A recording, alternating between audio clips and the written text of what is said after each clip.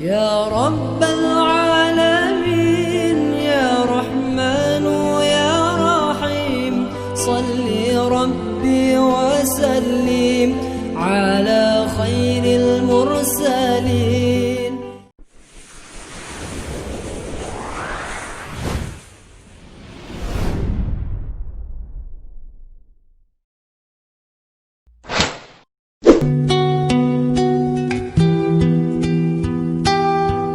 Umat Islam kembali kehilangan ulama, kali ini ulama Aceh yang menjadi sesepuh Rabital Awaliyah Al-Habib Muhammad bin Ahmad Alatas wafat pada Senin pagi 18 Januari 2021. Berita wafatnya Habib Ahmad langsung tersiar di media sosial, bahkan seorang pengguna media sosial dalam laman Facebooknya menceritakan peristiwa wafatnya beliau.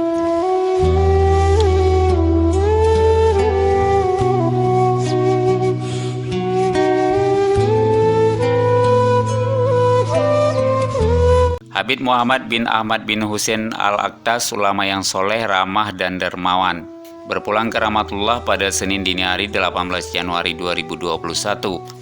Hanya berselang sehari setelah meresmikan Masjid Ba'alawi yang didirikannya di Simpang Ulim, Aceh Timur.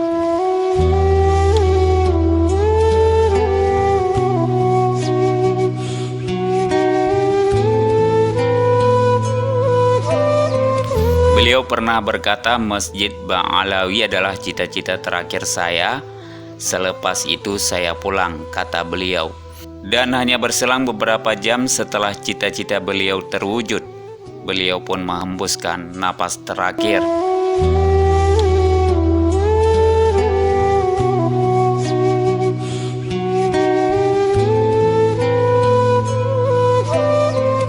Beliau adalah zuriat keturunan Ahlul Bait Rasulullah SAW yang tertua di Aceh, Habib Muhammad bin Ahmad Al-Attas. Sudah lama beliau bercita-cita agar terbina sebuah masjid yang monumental di kampungnya di Aceh, dan alhamdulillah harapan itu telah terwujud dengan diresmikannya Masjid Al-Ba'alawi tadi siang, Senin 17 Januari 2021, yang dihadiri ribuan umat Islam di Aceh dan luar Aceh. Masjid itu merupakan Masjid Al-Ba'alawi yang kelima di dunia.